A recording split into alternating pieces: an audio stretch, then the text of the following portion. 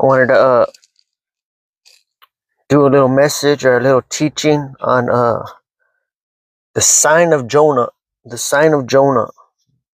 We're gonna start at Matthew 12,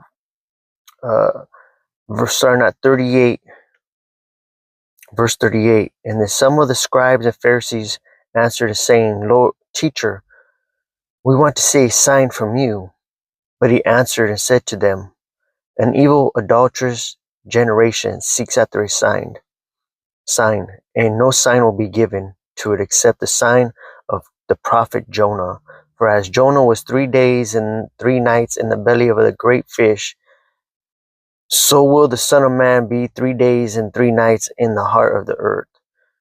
The men of Nineveh will rise up in judgment with this generation and condemn it, because they repented at the preaching of Jonah, and indeed a greater than Jonah is here."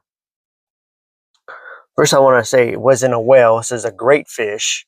And so many people say whale, right? And so we always hear people say whales, their throat is too small to swallow a person. But first of all, we're not saying it's a whale.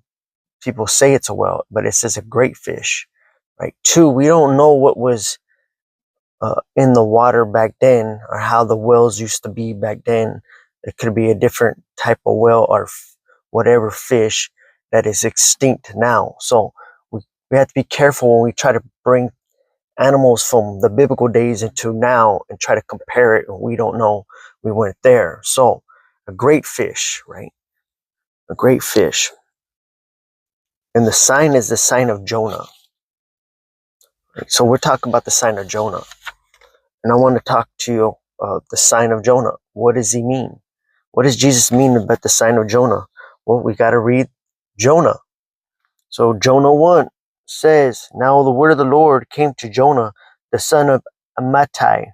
I don't know if I'm saying his dad's name right, but "Arise and go to Nineveh, that great city, and cry out against it." What's that? That's preach.